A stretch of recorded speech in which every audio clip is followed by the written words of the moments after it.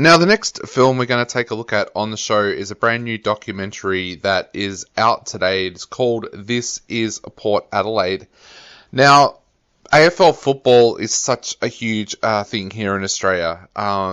It is the centre of a lot of conversations. It always seems to be that thing that you can reach out and talk to somebody else about, and they'll have an opinion about what's going on, or they'll have their favourite team.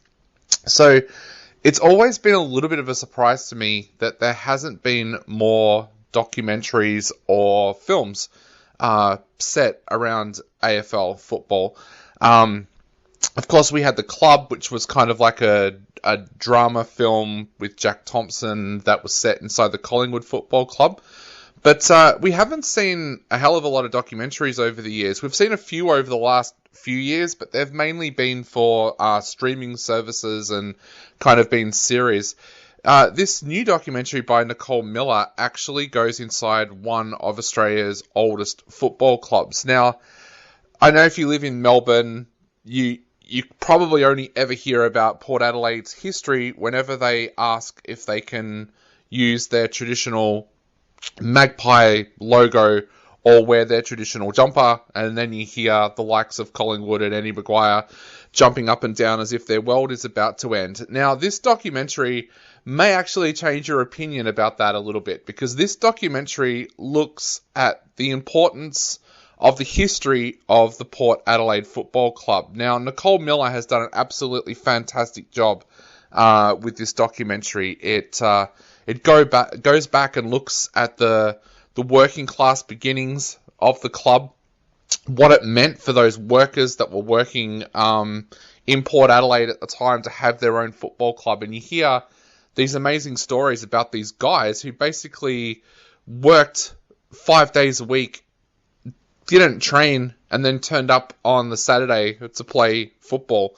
Absolutely amazing story, and it takes you right away from the athletes that we see today that are paid $1 million and just train and play, basically.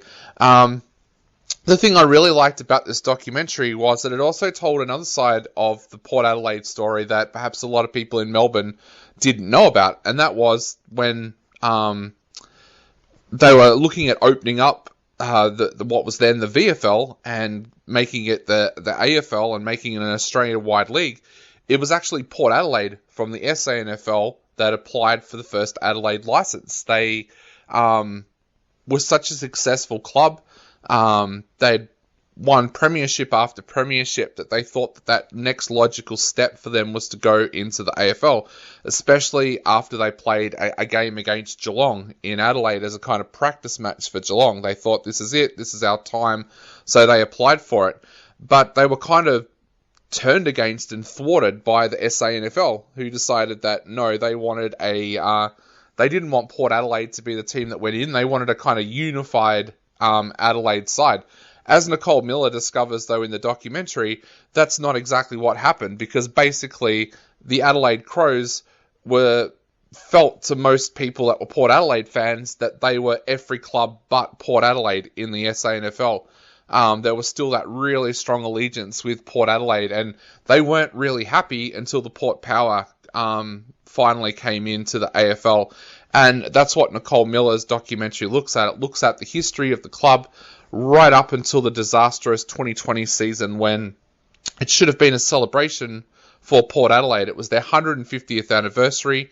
Instead, they got a pandemic. They didn't get to field their SANFL side, so everything kind of centered around their AFL team, and even that was a weird season because for the majority of the year, fans couldn't go and watch their beloved Power play.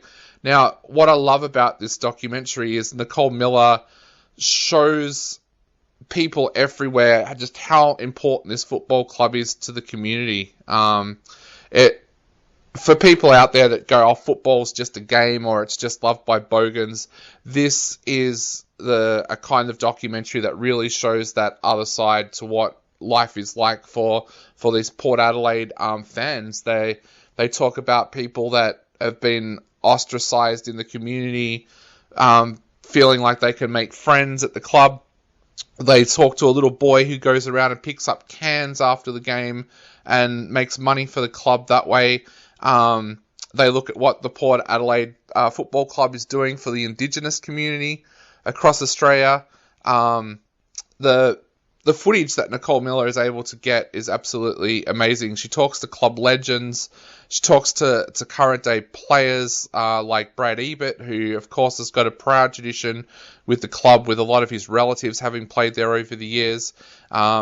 There's even like some really great interviews with David Koch. I think, again, living in Victoria, you kind of see Kochie as one of those presidents that's in it for a name rather than the club. This documentary changes that. This documentary really shows you that David Koch is there because he loves the club. And I love this amazing story that comes out where he refuses to sit in what is the traditional president's chair at the Port Adelaide Football Club until the club has won a premiership under him.